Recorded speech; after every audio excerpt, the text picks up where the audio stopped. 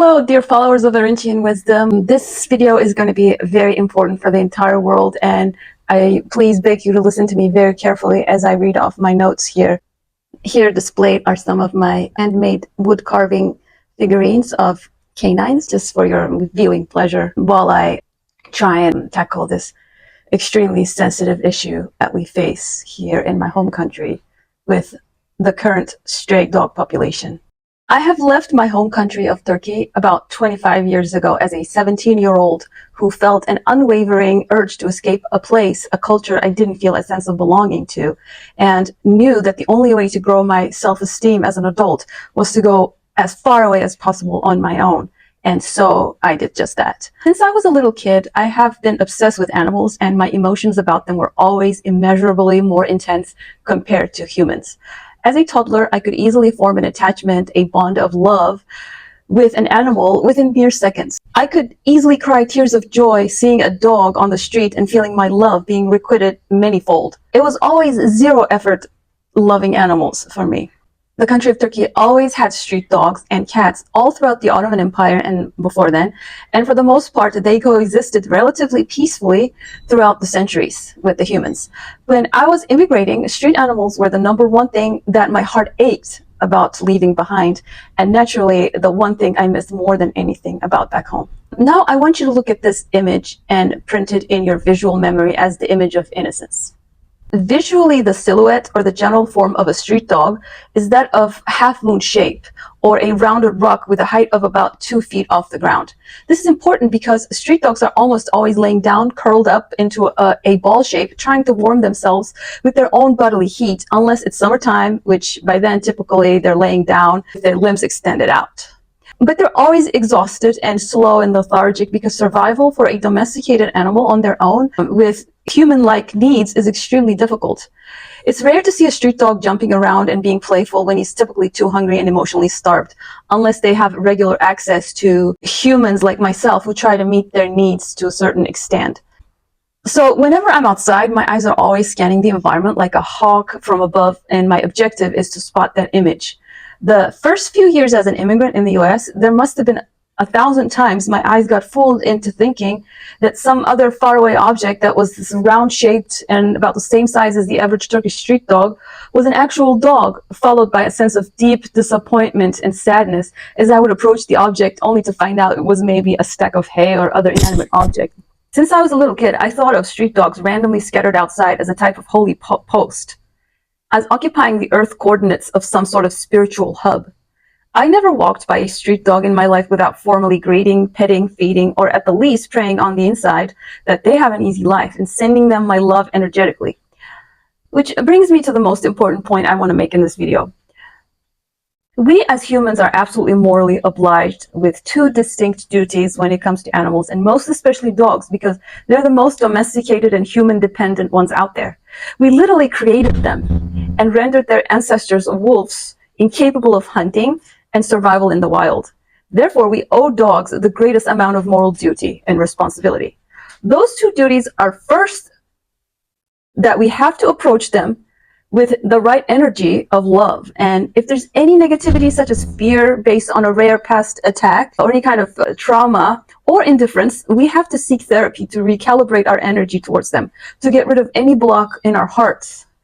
This is absolutely vital because if a human being cannot love a dog, it is virtually impossible to love anything else in a world where we have this animal that is literally born with a factory setting, is designed to love, heal, and protect the humankind. A dog is the easiest thing to love, and a dog is typically the only option many people with no human family or romantic prospects to experience anything close to being loved.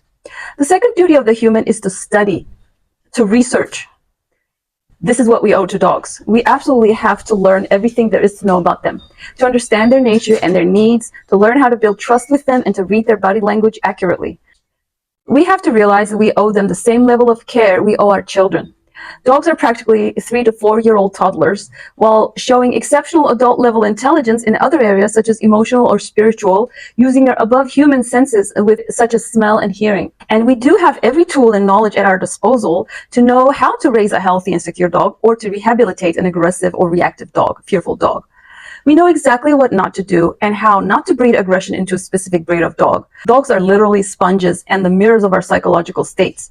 Dogs will pick up on every otherwise invisible energy field, from anxiety hiding behind a smile to the confident, secure, calm, and consistent energy behind walking with an upright posture. There's nothing a dog does or doesn't do that we can be justified in blaming the dog for, as is the case of a 3-year-old toddler whose blameworthiness can't be considered when they cause havoc. We have no right to blame a dog for misbehaving in the same way that no one in their right minds can blame a baby for the inconvenience they cause an adult by pooping in their diaper. We can only hold accountable someone with sufficient agency and prefrontal cortex capacity to exercise a certain level of impulse control.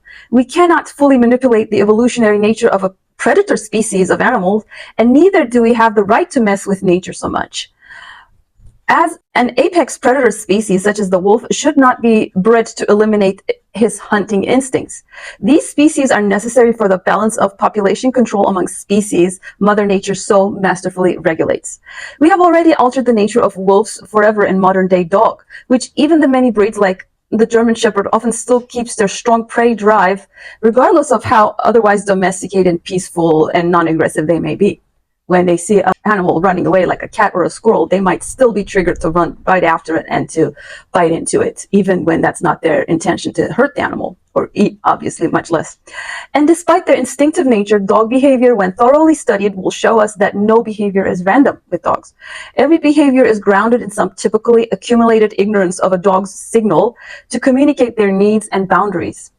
And in the extreme rare case that a behavior occurs completely out of the blue with zero cues of foresight, we can safely conclude the pre-existence of either a genetic disposition or a neurological damage which would show up in a brain scan, as it often does in people who engage in psychopathic crimes. So as a 42-year-old with lifelong experience with thousands of stray dogs throughout my life, working as animal care staff with aggressive or volatile dogs in shelters in the US, as well as a dog walker with packs up to 8-9 dogs back in the day in San Francisco, there's not one case of dog aggression or biting that I personally experienced with a dog. Back in California, when I had this one particular job interview for a position in a doggy daycare facility, the owner had not believed me when I said this and tried to reassure me that I would absolutely get bit if I worked there.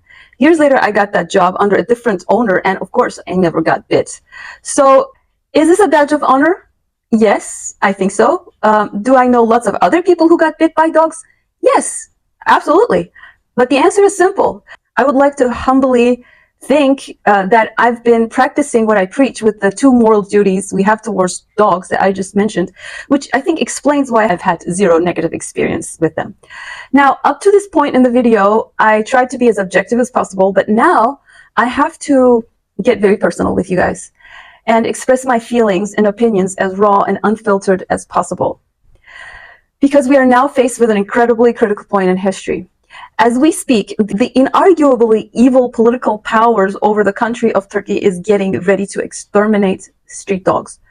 A law was recently passed legalizing the reinforcing of municipalities to capture and kill these innocent angels just because for many years they haven't done their part to spay and neuter and prevent overbreeding practices of greedy assholes, and now the population is out of control. In order to justify this unspeakable demonic act, they publish false stories, manipulated and edited videos they put out there on the internet, and bluntly mention wrong statistics on incidents of dog aggression and disease that actually never happened. Which is, despite the overpopulation, incidents that have actually in reality occurred are too minimal to consider any solution other than rehabilitation of those very few cases of dogs that have been problematic for humans and human health. Now, here comes the most controversial thing I'll probably ever be saying on this channel. I believe in a theory that claims we live in a simulation type world, and only 1 out of every 4 human being carries a human soul that reincarnates, and the other 3 are mere bots of the Matrix.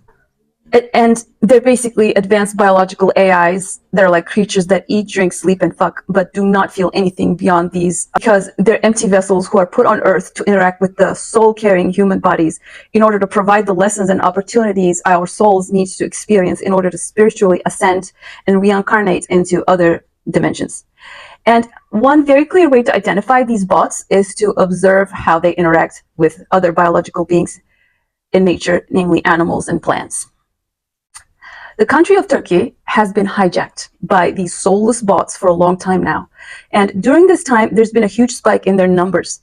They've had lots of kids, they had lots of children, and even their children can be easily distinguished when you go outside in Turkey and you observe them. These kids cannot receive or give love. They have zero interest in others or compassion for animals. There's a scary void that you'll see in their eyes, akin to what you feel about a plastic doll, perhaps. When I go outside to feed the strays, I see thousands of parents and kids who display these characteristics, and I shiver in fear. But I use my faith to soothe myself. These people and their Hitler baby offsprings feel zero love or compassion for the suffering of another, and their lack of conscience will allow this genocide to happen without batting an eye. Stray dogs are literally the epitome of innocence. They're full of love and have incredibly sharp instincts when it comes to judging who's a good person or not. If they ever bark at someone for no reason, such as protecting a territory, I can assure you it's absolutely because of some leaky, terrible energy they smell about that person, and I will always trust a dog's judgment on that. I've had countless incidents when I was sitting with them and the stray dogs volunteered to protect me and would not allow certain men to walk near me. Not only that, but stray dogs in the urban life, left to their own devices, they had to evolve much faster and differently than the housebound breed dogs. The mutt species of Turkish straits have exceptional social skills and street smarts they have developed fully on their own. They can use public transportation, they utilize the traffic lights before crossing heavy car roads, they can cooperate with humans and other dogs based on their survival interests. These are all incredible signs of intelligence. And they're entirely separate species than all the other canines because of the environment they had to adapt to. And now try and just empathize with my pain for a mere second. Imagine the only thing you cherish and love about your home country and your reason for ever coming back to visit at all is being taken from you. Imagine wanting to dedicate your life to helping them, to now having to confront the possibility of them being annihilated entirely in the hands of these demonic lower life forms who have no capacity to care for and preserve anything so innocent and lovable. Then take it a step further and imagine what kind of collective curse this may bring upon this society when the streets are no longer protected by these guardian angels, because that's really what they are. Imagine the amount of pest invasions and microbial diseases that will spread in a place with no proper garbage containment or management, when it was all along the strays who kept them at bay and prevented them from jumping onto humans. According to Iranian philosophy, this could be interpreted as the signaling of a sort of Armageddon, quite literally, or the conclusion of an era, because this could literally be the rock bottom of what's tolerable for the humans with soul and good conscience. I think that this attempt to destroy literally the most innocent beings on earth could simultaneously be the pushing the self-destruct button for these soulless bots. I say that because beings with love in their souls are always incomparably more powerful, even though it may not always seem so. The curse of every stray Turkish dog that is taken from us is going to be the final straw. And after some excruciatingly painful times, the dark, soulless overlords will forever be wiped out of this part of the world. Until then, my fellow soul sisters and brothers, please pray for this land and the innocent that have been residing here for centuries. Perhaps it's better for some of them to not have to suffer the agony of hunger, disease, and loneliness when they're so dependent on humans to not exist at all. I say that as I don't want anyone to think that their current life of suffering on the streets is at all justified. But any willful act to hurt them is going to bring us one step closer to the inevitable Armageddon we perhaps do need in order to cleanse the gene pool of our planet. Thank you for listening, and please keep us in your prayers. Thank you. And for the love of dog, please keep praying for us.